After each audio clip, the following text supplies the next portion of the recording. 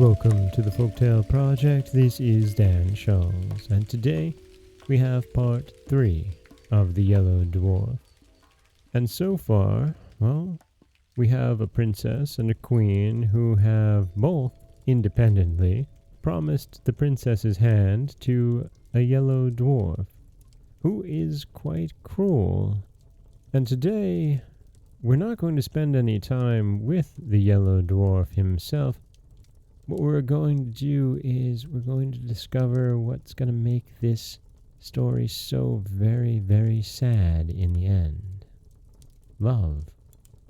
This is The Yellow Dwarf, Part 3. Indeed, as she spoke, she fell down insensible, and when she recovered, she found herself in her own little bed at home. How she got there she could not tell, but she was dressed in the most beautiful lace and ribbons, and on her finger was a little ring made of a single red hair, which fitted so tightly that try as she might she could not get it off. When the princess saw all these things and remembered what had happened, she too fell into the deepest sadness, which surprised and alarmed the whole court, and the queen more than anyone else. 100 times she asked Bellissima if anything was the matter with her, but she always said that there was nothing wrong. At last, the chief men of the kingdom, anxious to see their princess married, sent to the queen to beg her to choose a husband for her as soon as possible. She replied that nothing would please her better, but that her daughter seemed so unwilling to marry that she recommended them to go and talk to the princess about it themselves, so this they at once did. Now, Bellissima was much less proud since her adventure with the yellow dwarf, and she could not think of a better way of getting rid of the little monster than to marry some powerful king. Therefore, she replied to their request much more favorably than they had hoped, saying that, though she was very happy as she was, still to please them, she would consent to marry the king of the gold mines. Now, he was a very handsome and powerful prince, who had been in love with the princess for years, but had not thought that she would ever care about him at all. You can easily imagine how delighted he was when he heard the news, and how angry it made all the other kings to lose forever the hope of marrying the princess. But, after all, Bellissima could not have married 20 kings. Indeed, she had found it quite difficult enough to choose one, for her vanity made her believe that there was nobody in the world who was worthy of her. Preparations were begun at once for the grandest wedding that had ever been held at the palace. The king of the gold mines sent such immense sums of money that the whole sea was covered with the ships that brought it. Messengers were sent to all the gayest and most refined courts, particularly to the court of France, to seek out everything rare and precious to adorn the princess, although her beauty was so perfect that nothing she wore could make her look prettier. At least, that is what the king of the gold mines thought, and he was never happy unless he was with her. As for the princess, the more she saw of the king, the more she liked him. He was so generous, so handsome and clever, that at last she was almost as much in love with him as he was with her.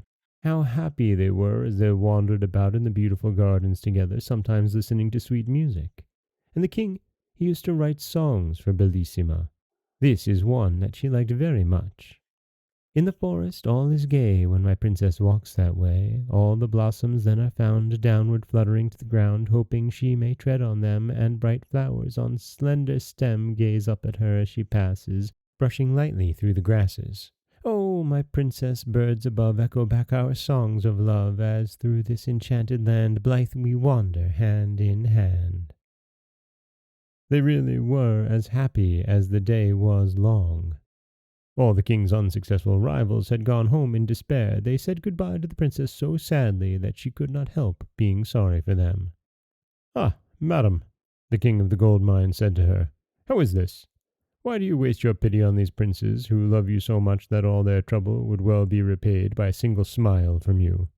"I should be sorry," answered Bellissima, "if you had not noticed how much I pitied these princes who are leaving me forever. But for you, sire, it is very different. You have every reason to be pleased with me, but they are going sorrowfully away, so you must not grudge them my compassion." The king of the gold mines was quite overcome by the princess's good-natured way of taking his interference, and throwing himself at her feet, he kissed her hand 1,000 times and begged her to forgive him. At last the happy day came. Everything was ready for Bellissima's wedding. The trumpets sounded, all the streets of the town were hung with flags and strewn with flowers, and the people ran in crowds to the great square before the palace. The queen was so overjoyed that she had hardly been able to sleep at all, and she got up before it was light to give the necessary orders and to choose the jewels that the princess was to wear. These were nothing less than diamonds, even to her shoes, which were covered with them, and her dress of silver brocade was embroidered with a dozen of the sun's rays. You may imagine how much these had cost, but then nothing could have been more brilliant except the beauty of the princess. Upon her head she wore a splendid crown, her lovely hair waved nearly to her feet, and her stately figure could easily be distinguished among all the ladies who attended her. The king of the gold mines was not less noble and splendid. It was easy to see by his face how happy he was, and everyone who went near him returned loaded with presents. For all round the great banqueting hall had been arranged 1,000 barrels full of gold, and numberless bags made of velvet embroidered with pearls and filled with money, each one containing at least 100,000 gold pieces, which were given away to everyone who liked to hold out his hand, which numbers of people hastened to do, you may be sure. Indeed, some found this by far the most amusing part of the wedding festivities. And that is part 3 of The Yellow Dwarf, and we're going to leave it there this week and pick up on Monday with the conclusion of the wedding, which is going to see quite the turn.